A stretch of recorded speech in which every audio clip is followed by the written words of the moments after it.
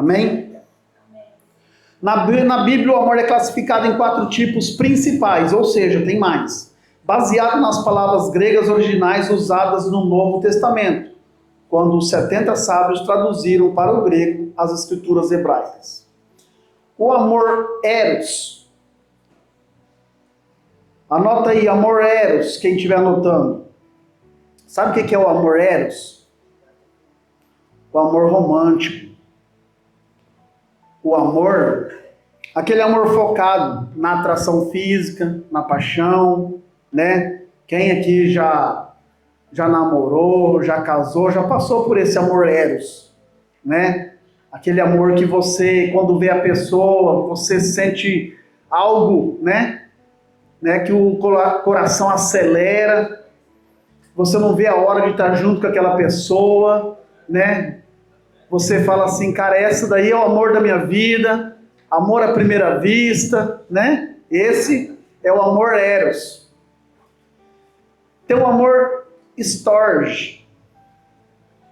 O amor storge é o amor familiar.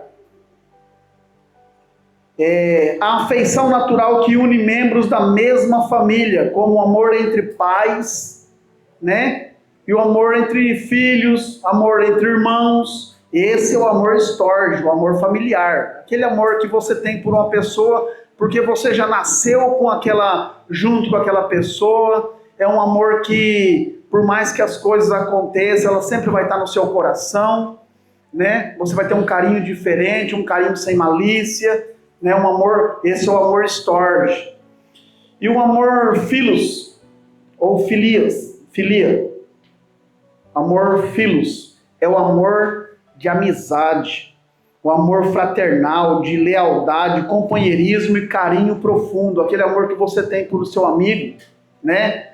Por uma pessoa que é muito amiga sua, uma pessoa que você conheceu, né? Esse é o amor philos, amor familiar, amor fraternal, amor de amizade. Amém? E temos o amor ágape. Esse é o amor incondicional. Amor incondicional, o amor supremo e sacrificial. É o amor perfeito de Deus pela humanidade, que não espera nada em troca. É aquele amor que Jesus tem pela nossa vida. É aquele amor que Deus tem pela nossa vida. Ele não está esperando nada em troca. Se você errar, ou se você acertar, Deus continua te amando. Deus continua te amando. Esse é o amor ágape, amor incondicional. Não depende não depende de algo que receptível. Não depende de algo que você possa dar para o Senhor. O Senhor já deu. Amor incondicional. Meu irmão, a Bíblia, de Gênesis a Apocalipse, ela se resume nisso. Coloca para mim aí João 3,16.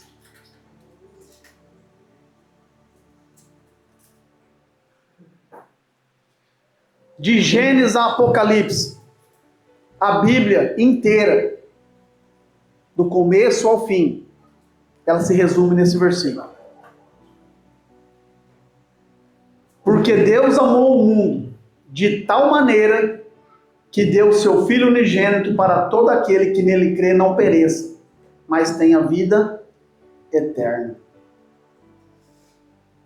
Porque Deus amou o mundo de tal maneira que deu o seu Filho unigênito. Quem que entregaria o seu Filho por pessoas que depois poderiam negá-lo, por pessoas que podem não ministrar amor em outras pessoas. E aí Deus vai e entrega o seu Filho unigênito. Unigênito é o único Filho. Deus entregou o seu único Filho para todos aqueles que nele crê. Quem crê em Deus aqui? Foi pela sua vida. Foi por causa de você que o Senhor entregou Jesus Cristo lá na cruz do Calvário, para morrer naquela cruz, pregado, espancado, suar sangue, passar por tudo aquilo que ele passou, por todo aquele sofrimento, foi pela sua vida que Deus fez esse ato. Um ato de amor incondicional. O Senhor não estava esperando nada em troca de nós. Mas nós que entendemos o propósito, nós temos que devolver. Nós temos que devolver porque nós entendemos o propósito. Nós temos que devolver honrando ao Senhor. Amém? Mas por que eu estou falando isso? Olha também, 1 Coríntios 13, 2. A partir do versículo 2 aí. 1 Coríntios 13. Ainda que eu tenha o dom de profetizar e conheça todos os mistérios e toda a ciência, ainda que eu tenha tamanha fé a ponto de transportar montes, se não tiver amor, nada serei. E ainda que eu distribua todos os meus bens entre os pobres, e ainda que eu entregue o meu amor próprio, meu próprio corpo para ser queimado, se não tiver amor, nada disso aproveitará. O amor é paciente, é benigno, o amor não arde em ciúmes, não se ufana, não se ensoberbece, não se conduz inconvenientemente, não procura os seus próprios interesses, não se exaspera, não se ressente do mal. Não se alegra com a injustiça, mas regozija-se com a verdade. O 7. O amor tudo sofre, tudo crê, tudo espera e tudo suporta. Meu irmão, por que Paulo escreveu isso ao Coríntios? Paulo escreveu isso porque, olha o que fala ali, mesmo que eu entregasse o meu corpo para ser queimado, ou seja, mesmo que eu faça sacrifício, mesmo que eu ande de joelho quilômetros,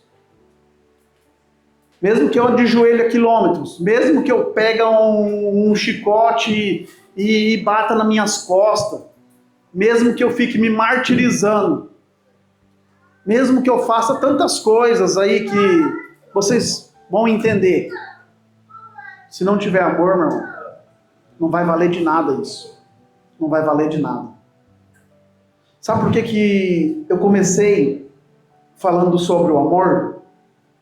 Porque nós temos um exemplo de amor na Bíblia. Quer dizer, nós temos vários exemplos. Eu quero falar de um amor. Eu quero falar de um amor. O amor de um homem que era mestre da lei. O homem era mestre da lei. Sábio. Ele cumpria à risca toda a lei. Mas teve um momento na vida dele que ele abandonou a lei. Ele falou, não vai adiantar a lei e eu não procurar o verdadeiro sentido que é Jesus.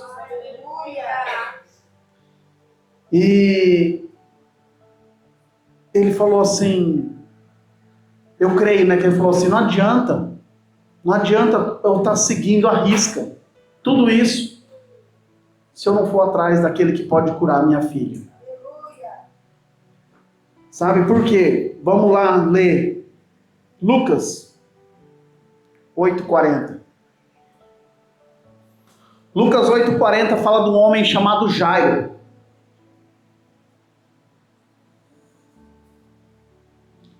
Eu vou ler aqui na minha tradução. Aqui.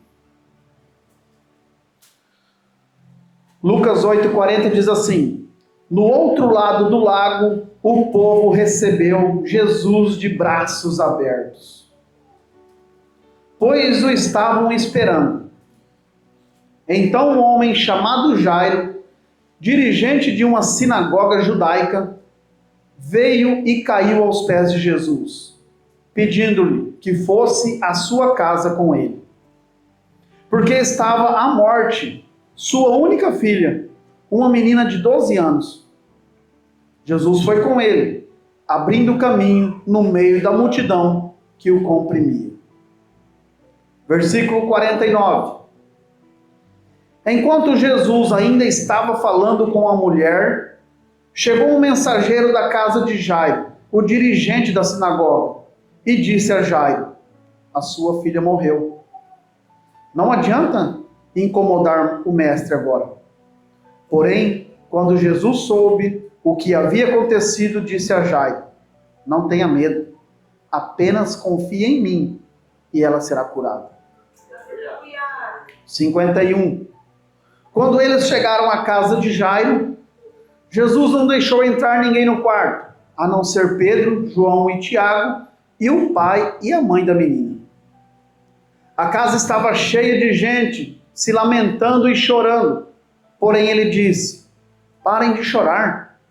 Ela não está morta, está apenas dormindo. Isso fez com que zombassem e rissem dele, porque todos sabiam que ela estava morta. Então Jesus tomou pela mão e disse: menina, levante-se. Naquele mesmo instante, a vida dela voltou e logo ficou em pé. Deem alguma coisa para ela comer, disse Jesus. Os pais delas ficaram maravilhados, mas Jesus insistiu em que eles não contassem a ninguém o que tinha acontecido. Glória a Deus. Amém? Amém. Meus irmãos, a palavra começa falando assim: do outro lado do lago, o povo recebeu Jesus de braços abertos, pois o estavam esperando. Sabe, a gente vê aqui, né? Que bonito. O povo estava esperando Jesus, de braços abertos. Mas sabe de onde Jesus estava vindo? Jesus estava vindo de um lugar onde ele foi expulso. Ele tinha acabado de ser expulso. Ele tinha acabado de sair de um lugar que ele tinha expulsado demônios. Ele tinha expulsado milhares de demônios da vida de um homem. Um homem que vivia no cemitério. O Gadareno. Vocês já ouviram da passagem que fala do Gadareno? Ele estava na região de Decápolis. Aonde ele chegou, ele foi lá só para expulsar os demônios daquele camarada. Aquele camarada fala que ele estava preso a grilhões, que as pessoas amarravam aquele homem com correntes e ele conseguia se libertar. E quando Jesus pisou naquele lugar, que Jesus foi de encontro com aquele homem, na hora aquele homem possuído por demônios já viu Jesus e falou assim: o que o Filho do Altíssimo quer aqui com nós? Porque eles conheciam quem era Jesus. E aquele homem veio de encontro para Jesus e Jesus perguntou para ele: qual é o seu nome? Ele falou assim: meu nome é Legião, porque nós somos milhares, nós somos muito. Sabe o que significa uma legião? Uma legião de soldados é mais ou menos 6.000 soldados. Ou seja, tinha mais ou menos 6.000 demônios naquele homem. E a palavra de Deus fala que o Senhor teve um encontro com aquele camarada e aquele camarada falou assim, aquele camarada naquele momento ele entregou a vida para Jesus e os demônios ficaram todos atordoados e falou assim: se vai nos expulsar, se vai nos mandar embora daqui, então nos mande para naqueles porcos. E Jesus pegou e falou: vai. E aqueles demônios saíram daquele homem e foram para os porcos. E os porcos viram aquele piseiro e os porcos pularam no precipício e morreram todos aqueles porcos. Fala que é mais ou menos 2.000 porcos. E por causa disso, os donos dos porcos vieram, fomentaram contra Jesus com o pessoal da cidade e expulsaram Jesus daquele lugar, porque Jesus tinha dado prejuízo para eles, porque os porcos morreram. Deu prejuízo material, mas houve festa no céu. Porque a palavra do Senhor fala que uma vida vale mais que o mundo inteiro. E naquele momento teve um homem que foi salvo e ele queria seguir Jesus. Jesus falou, não, você vai ficar aqui e você vai falar o que aconteceu. Você vai falar. O povo dessa região. E aquele povo que teve o prejuízo, aquele povo expulsou Jesus daquele lugar. E Jesus foi embora, expulso daquele lugar. E é onde ele chega. Do outro lado do lago, o povo recebeu de braços abertos. Tinha um povo que já conhecia Jesus e estava esperando a volta dele. Tinha um povo que já tinha ouvido falar de Jesus e estavam todos esperando Jesus voltar. E a hora que esse povo recebeu Jesus ali de braços abertos, porque eles estavam esperando Jesus, um homem que também já tinha ouvido falar de Jesus chegou correndo. O homem chegou correndo e falou, Senhor, aqui fala um dirigente de uma sinagoga judaica, ou seja, dirigente de uma sinagoga judaica. O que era uma sinagoga? O que seria para nós uma sinagoga hoje? Seria um pastor de uma igreja. Ou seja, o pastor de uma igreja chega correndo atrás de Jesus. Chega correndo e fala, Senhor, pedindo que fosse visitar a sua filha. E olha o que ele fala assim. Ou fala ali, então, no 41, então um homem chamado Jairo, dirigente de uma sinagoga judaica, veio e caiu aos pés de Jesus, pedindo que lhe fosse a sua casa com ele, ou seja, implorando, Jesus, vai na minha casa, Jesus, vai lá curar a minha filha, Jesus, eu preciso da sua ajuda, a minha filha, eu só tenho uma filha, ela é filha única, ela só tem 12 anos, ela é tão pequena, e ela está morrendo, ela está doente, ela está morrendo, eu preciso da sua ajuda. E ele fala, Jesus foi com ele, abrindo caminho no meio da multidão que o comprimia. Estava cheio de pessoas querendo também Jesus. Cheio de pessoas querendo tocar em Jesus. Cheio de pessoas querendo receber o milagre de Jesus naquele momento. E daí eu falei para vocês pular para o 49. Sabe por que pulou para o 49? Porque logo após, naquele vulco-vulco, aquele monte de pessoas relando em Jesus, aquele monte de pessoas espremendo e os discípulos ali guardando Jesus, houve uma mulher com fluxo de sangue. Essa mulher, ela tinha um corrimento de sangue já fazia 12 anos. Qual que era a idade da menina? A menina tinha 12 anos. E aquela mulher, ela sofria há 12 anos. A palavra de Deus fala que ela gastou tudo com os médicos. Que ela gastou tudo que tinha atrás de médico. Mas nada resolveu. Mas ela também estava lá esperando Jesus. Ela estava lá esperando Jesus. Sabe por quê? Porque ela entendeu que não adianta nós buscarmos médicos, não adianta nós buscarmos outras ferramentas se primeiro nós não entregarmos a nossa vida para Jesus. Não adianta nós corrermos atrás disso ou daquilo se nós não confiarmos em Jesus. Quem aqui, quando era criança, quem foi pai de primeira viagem, antes de entregar sua vida para Jesus, que não fazia simpatias, que fazia tanta coisa, levava no fulano, não leva no fulano porque o fulano vai dar um jeito. Leva no ciclano porque o ciclano também vai dar um jeito.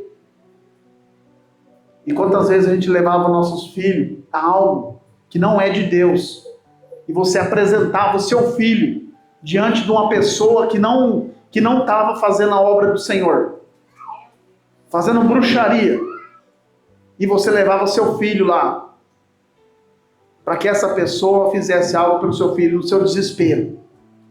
Mas em vez de você buscar a pessoa certa, o maligno fazia você buscar a pessoa errada.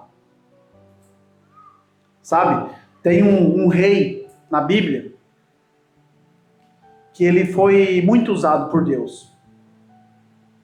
Eu tenho outra história de outro rei, mas desse eu vou contar desse. Esse rei, ele foi muito usado por Deus. O pai dele foi usado por Deus. Ele foi usado por Deus. A Bíblia fala que ele seguiu os caminhos de Davi. Foi o rei Asa. O rei Asa, ele seguiu os caminhos do Senhor. Só que no final,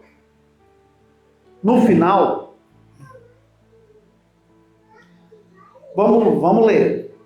2 Crônicas 16:12. Olha o exemplo disso. Às vezes nós fazemos coisas erradas e nós nos afastamos do Senhor por orgulho. E o orgulho nos impede de nós buscarmos ao Senhor. Sabe quando nós estamos com autoconfiança, que você acha que você já está lá em cima, que você não precisa mais buscar o Senhor? Sabe, eu vejo isso na vida desse rei, porque ele foi um homem que serviu o Senhor. Ele serviu ao Senhor. Mas olha o que fala lá em 2 Crônicas 16:12. No 39º ano de seu reinado, Asa foi atacado por uma doença nos pés. Embora a sua doença fosse séria, em vez de buscar a ajuda do Senhor, ele foi buscar ajuda em médicos. 2 anos ele morreu. Com 2 anos ele morreu. Por que a Bíblia está falando isso? Cara, porque teve outro rei que estava com a sentença de morte também. E quando foi entregue a sentença de morte para ele, ele orou ao Senhor. Falou: Senhor, me ajuda. Senhor, me ajuda.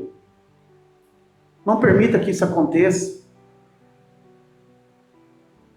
E o Senhor manda o profeta voltar e fala para ele assim: vai lá. O mesmo profeta que foi lá e entregou para ele, falou assim para ele: ó, coloca a sua casa em ordem. Coloca a sua casa em ordem que você vai morrer. E esse homem se entrega ao Senhor. E o Senhor pega e fala para o profeta: profeta, volta lá. Vou dar mais 15 anos de vida para esse camarada aí. E o profeta volta e chega no rei Ezequias e fala para ele: o Senhor vai te dar mais 15 anos de vida, porque você clamou, porque você pediu, porque você se desmanchou na presença do Senhor. O Senhor vai te dar mais 15 anos de vida. Um rei que estava sentenciado de morte, que já ia morrer a qualquer momento, porque o Senhor falou assim para ele: coloca a sua casa em ordem, porque você vai morrer. E ele recebeu mais 15 anos de vida. E o que ele fez quando ele recebeu esses 15 anos de vida? Depois que ele recebeu uma palavra, de mais 15 anos de vida, o que ele fez? Aí ele foi usar o remédio. Aí ele foi aprender como que ele ia ter que usar o remédio na onde ele estava enfermo. Ou seja, olha a diferença. Não que nós não temos que confiar em médico, meus irmãos. Nós temos que confiar também nos médicos. Nós temos que entender que eles são ferramenta na mão do Senhor. Sabe, mas às vezes acontece pouquíssimas coisas na nossa vida, a gente perde de receber um milagre por incredulidade. Estou com uma dorzinha de cabeça. Sua esposa está com uma dor de cabeça e você não coloca a mão na cabeça dela e repreende essa dor. Ou seu filho está com dor de cabeça, está com uma febre, e em vez de você, em primeiro lugar, colocar as mãos sobre a cabeça dele, vamos correr atrás do médico. Vamos correr atrás do médico. E o Senhor ali pronto para executar um milagre na vida do seu filho, ou da sua esposa, ou do seu esposo. E nós perdemos a oportunidade de dar testemunho dos milagres que o Senhor pode fazer. Sabe o que é isso? Se acostumar com algo mais fácil, né? Se acostumar com algo mais fácil e deixar de exercitar a nossa fé. Mas por que eu estou falando isso? Desse rei que aconteceu isso. Aí nós vemos Jairo se colocando aos pés do Senhor e falando: Senhor, eu preciso que o Senhor vá à minha casa. E Jesus estava indo na casa dele, de repente, naquela multidão, aquela mulher toca. Aquela mulher, ela chega no meio da multidão e ela toca na orla. Ela toca na barra do manto de Jesus. Tá, mas por que que ela veio tão escondida por baixo? Ali tocou em Jesus. Porque aquela mulher, ela estava com fluxo de sangue. E pela lei, aquela mulher não podia estar ali. Pela lei, aquela mulher, ela tinha que estar afastada. Ela não podia chegar perto de ninguém. Ela era uma mulher impura. E todos que relassem nela também eram impuros. Está em Levítico. Levítico 15, 19. Olha o que fala em Levítico 15, 19. Quando uma mulher estiver no seu período de menstruação, ficará impura durante 7 dias. Nesse período, quem nela tocar, ficará impuro até a tarde. Quem nela tocar, fica impuro também. Isso está na lei, Levíticos. Então, aquela mulher não poderia estar ali. Mesma coisa, uma pessoa com lepra, também não podia. Ela tinha que ficar afastada.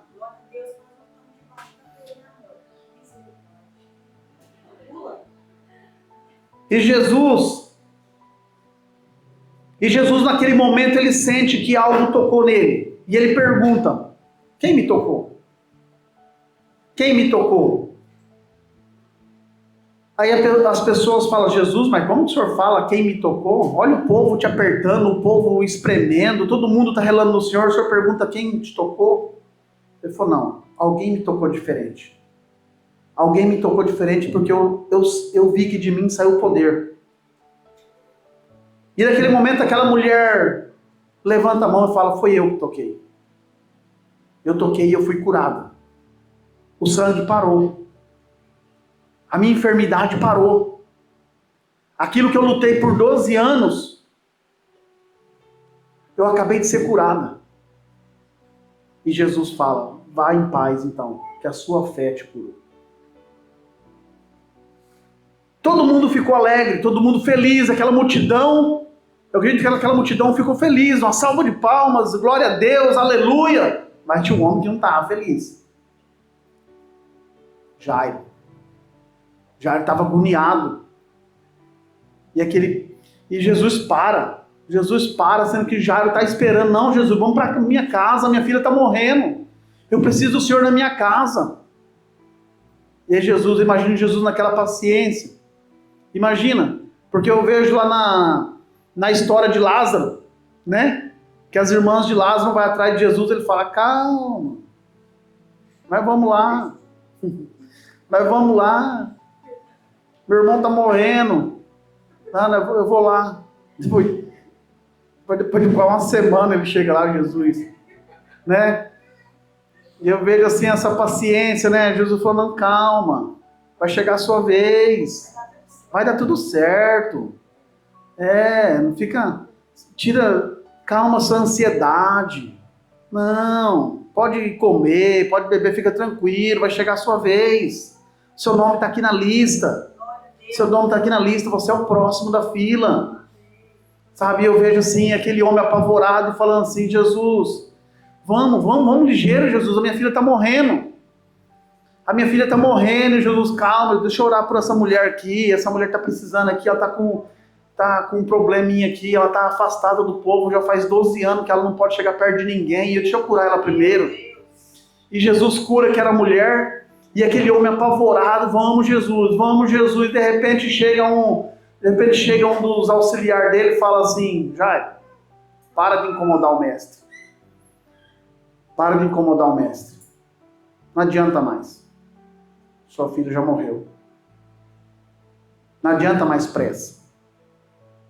Não adianta mais esse vucu-vucu, não adianta você ficar incomodando, não adianta essa ansiedade, não adianta mais você ficar aí se esperneando, não adianta você ficar aí se implorando para esse homem aí, porque sua filha já morreu. Estou vindo de lá agora, sua filha está morta. E Jesus, escutando aquilo, o que ele fala? Jairo, não tenha medo. Apenas confie em mim e ela será curada. E Jesus está falando para você nessa manhã, meu irmão. Não tenha medo. Não tenha medo. Você tem algo te afligindo? Você tem algo te trazendo ansiedade? Você tem algo tirando o seu sono? Você tem algo que está pesando na sua vida e você fala assim, não, esse fardo está muito pesado. Eu não estou conseguindo suportar. Eu acho que não vai dar certo. Eu acho que não vai dar certo. Jesus está falando, calma, calma, meu filho. Não tenha medo. Apenas confie em mim. Apenas creia em mim. Nós só precisamos fazer isso, nós precisamos crer naquele que é o autor e o consumador da nossa fé, Jesus Cristo. Não adianta nós confiarmos em carros e cavalos. Não adianta nós continuarmos, ficar aí pensando no dia de amanhã, o que vai acontecer amanhã. Meu irmão, se você entregou a sua vida para Jesus, se você já reconheceu quem Jesus é na sua vida, apenas creia. Apenas confie nele. E Jesus fala para ele, Jairo, não tenha medo. Não liga para o que eles estão falando, não. Se eu falei que eu estou indo lá, Jairo, fica tranquilo. Somente confia em mim. E quando eles chegaram na casa de Jairo, e Jairo confiou. E Jairo confiou. E Jairo passou por cima da lei. Por que ele passou por cima da lei?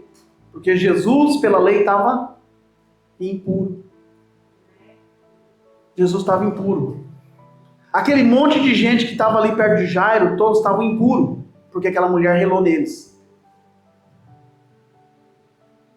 E o que Jairo fez?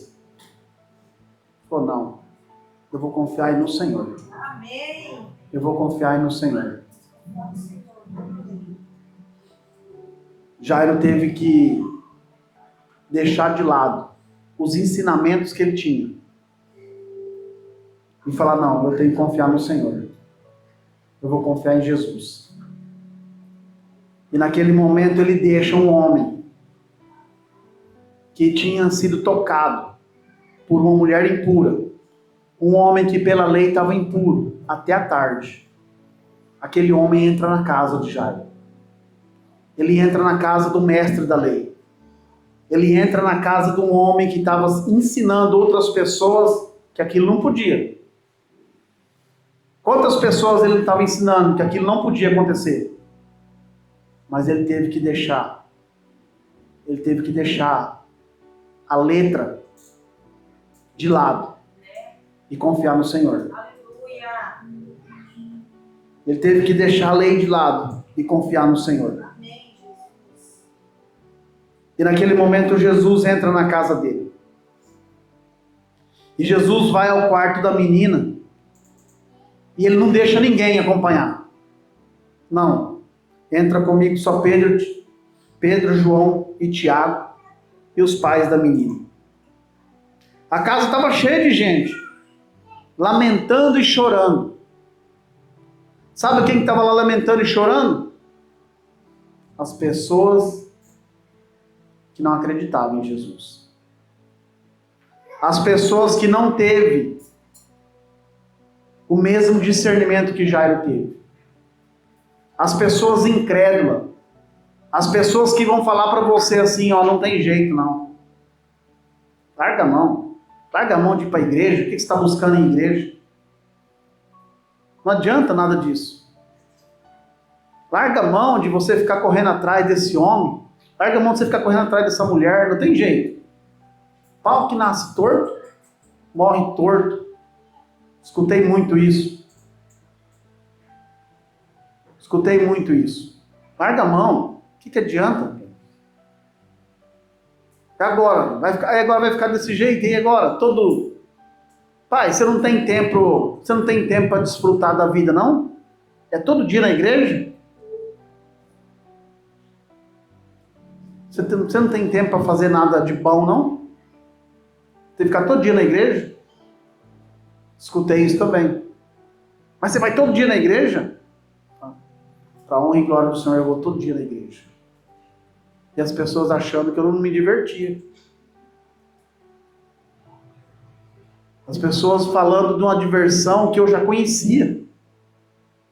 Uma diversão que eu vivi 33 anos na cegueira. Amarrado. Uma diversão que era momentânea. Mas quando eu ficava sóbrio, eu via o tanto de coisa errada que eu tinha feito. E eles achavam que essa era a diversão, era essa. E muitas pessoas falavam, mas você não tem tempo para fazer nada? Você só vai na igreja?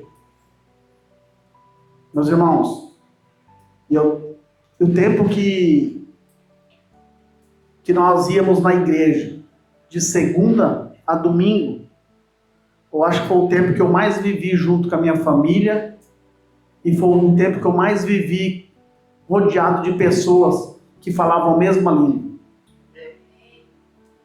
Rodeado de pessoas que, ao invés de me xingar, de me chamar por apelido, pessoas que profetizavam na minha vida.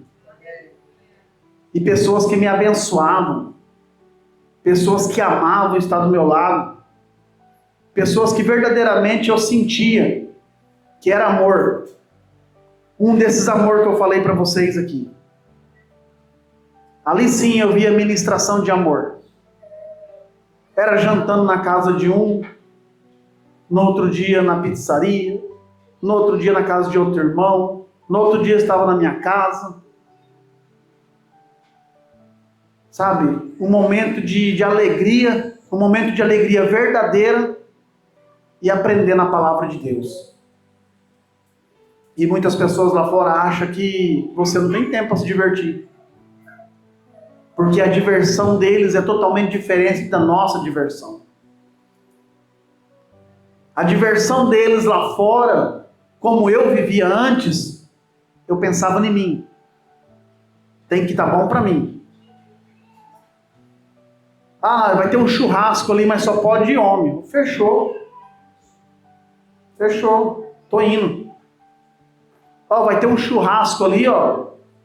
Tal lugar lá, cada um tem que levar uma caixinha, isso, aquilo, mas vai ser só para homens. Fechou. Estou pensando só em mim mesmo. Foram 33 anos vivendo desse jeito. Mas quando eu entreguei minha vida para o Senhor, eu descobri que tinha outra alegria. Eu descobri que tinha algo primordial na minha vida. E quando falava que vai ter algo, mas é só para homens, falava, então não é para mim. Porque agora eu sou um. Nós éramos dois, agora nós somos um. Eu e minha esposa somos um só corpo. Amém. E onde não cabe minha esposa e meus filhos, não é lugar para mim. Então as pessoas vêm com essa, sabe? As pessoas vão vir trazer algo para você e falar assim para você, não adianta. Assim como as pessoas falaram para o Jairo, não adianta mais se incomodar. Mesma coisa, a pessoa pode chegar em você e falar assim, não adianta mais você procurar Jesus, já era. Já aconteceu. O que tinha para acontecer, já aconteceu. Mas nós cremos num Deus do impossível. Nós cremos num Deus que pode fazer infinitamente mais do que nós pedimos ou pensamos. Aquilo que você está pensando agora, meu irmão, aquilo que você está pensando agora, eu não sei qual que é o seu pensamento, eu não sei qual que é a sua necessidade, mas aquilo que você está pensando agora, Jesus está falando assim, eu posso fazer mais do que isso que você está pensando. Eu posso fazer mais. Apenas creia. E aquelas pessoas ainda zombaram de Jesus. A casa estava cheia de gente, se lamentando, chorando, porém ele disse, parem de chorar, ela não está morta, está apenas dormindo. Isso fez com que zombassem e rissem dele. porque todos sabiam que ela estava morta. As pessoas zombavam. Pode ter certeza, eu sei que muitas pessoas já zombaram de vocês. Eu falo isso porque comigo aconteceu isso. Das pessoas zombarem da sua fé, zombarem de você, falar que você não é daqui. Você imagina você falar para uma pessoa aí incrédula que você não é daqui, que você está aqui só de passagem, que você é do céu e você vai voltar para o céu. Você imagina falar isso para uma pessoa? A pessoa vai falar, esse cara aí é doido, né? Imagina você falar para uma pessoa que você é santo, sendo que as pessoas acham que santo é aquela escultura. E você fala para a pessoa, não, eu sou santo. Sabe por quê? Porque as pessoas não entendem que santo é separado para o Senhor. Nós somos santos resistindo ao pecado. O pecado não faz parte da nossa vida, o pecado é um acidente na nossa vida. Vocês vão escutar muitas pessoas falando toda hora, eu sou pecador, eu sou pecador. Não, eu sou pecador, isso acontece porque eu sou pecador. Não, isso aconteceu porque eu sou um mero pecador, então isso é normal acontecer. Não, não é normal, não.